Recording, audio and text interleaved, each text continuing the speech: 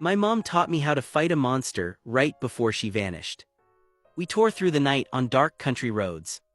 The wind slammed against the Camaro so hard I thought the windows might shatter. Rain lashed the windshield in thick sheets. Every flash of lightning lit up the road for half a second, then vanished again. I didn't know how my mom could see anything, but she kept driving faster.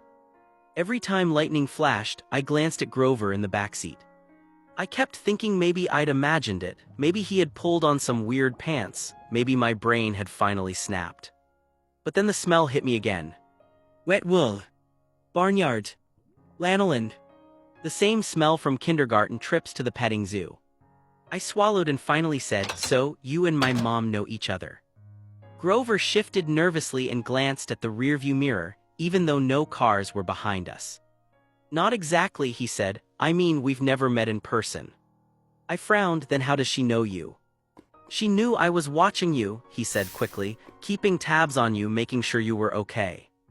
I stared at him. "Watching me?" "Yes," he said, then almost panicked he added, "But I wasn't faking being your friend, I really am your friend." I hesitated, then I asked the question that had been screaming in my head. "Okay, then what are you?" Grover shook his head. "That doesn't matter right now." I laughed weakly. "It doesn't matter, from the waist down my best friend is a donkey." Grover made a sharp angry noise, a deep throaty bleat. "Blahaha," he yelled, "goat." "What?" "I'm a goat from the waist down," he snapped. "You literally just said it didn't matter," I said. "There are satyrs who would trample you under hoof for that insult," he said angrily. I stared at him. "Satyrs? Like myths?" Grover shot me a look. "Were the old ladies at the fruit stand a myth?" he said. "Was Mrs. Dodds a myth?" My chest tightened. "So you admit Mrs. Dodds was real?" "Of course she was," he said. "Then why didn't anyone tell me?" I shouted. "The less you knew, the fewer monsters you attract," Grover said. "We use mist to cloud human minds. We hoped you'd think the kindly one was a hallucination." "The kindly one," I said. "Mrs. Dodds," he said, "one of the Furies." My head spun. "Then why didn't it work?" "Because you started to realize who you are," Grover said quietly. I leaned forward. "Who I am?" Before he could answer, that deep, horrible bellow echoed behind us again, closer this time. My mom gripped the steering wheel harder. "Percy," she said, her voice tight, "there's no time, we have to get you somewhere safe." "Safe from what?" I yelled. "Who is after me?" Grover cleared his throat. "Oh, nobody important," he said, "just the Lord of the Dead and some of his most violent servants." "Grover," my mom shouted. "Sorry," he said quickly, "could you maybe drive faster?" The road narrowed. My mom swerved onto a smaller highway past dark farmhouses and white fences with signs that read, "Pick your own strawberries." "Where are we going?" I asked. "The camp I told you about," she said, "the place your father wanted you to go." "The place you didn't want me to go," I said. She glanced at me, her eyes shining with fear. "Please try to understand, you're in danger." "Because some old ladies cut yarn?" I asked. "They weren't old ladies," Grover said, "they were the fates." My stomach dropped. "That's bad, right?" "They only appear when someone is about to die," he said. "You said someone," I said slowly. Grover hesitated. "I meant someone."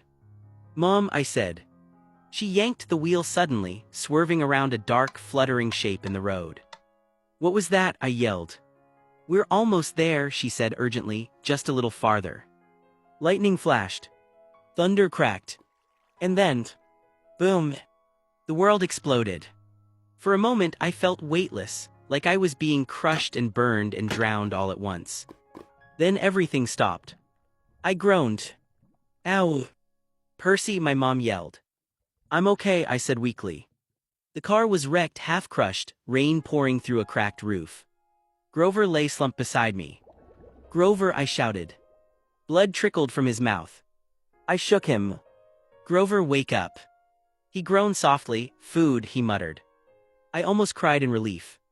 Then my mom's voice broke. "Percy, we have to move." I looked out the back window. Something huge was walking toward us. 7 feet tall, massive, fuzzy, horned. "Who is that?" I whispered. My mom turned to me, her face pale. "Percy," she said firmly, "get out of the car." She pointed to a massive pine tree on the hill. That tree marks the property line, she said. Run over it, don't stop. No, I said, you're coming with me. He doesn't want me, she said quietly, he wants you. The monster stepped closer. I saw it clearly now. A bull's head. A man's body. Horns sharp enough to kill. That's the min I started. Don't say his name, she warned, names have power. The monster lifted the Camaro and threw it down the road like a toy. My mom grabbed my shoulders. When he charges, she said, wait until the last second, then jump sideways. She shoved Grover toward me. Run! The monster charged. I jumped. He missed. Then he turned toward my mom. Run, she yelled. But I froze. He grabbed her. She screamed once. Then she dissolved into golden light. Gone. Something snapped inside me. I screamed and charged the monster. I waved my red jacket and yelled, hey, over here.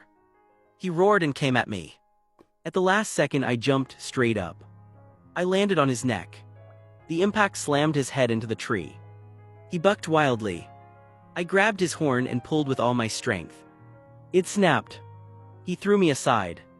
I rolled, came up, and stabbed the broken horn into his side. The monster screamed. Then he disintegrated into dust. Silence. The storm faded. I grabbed Grover and staggered downhill toward a farmhouse. I collapsed on the porch. A bearded man looked down at me. A blonde girl leaned closer. He's the one, she said. Silence, Annabeth, the man said. Bring him inside. And then everything went dark. Like and follow for more.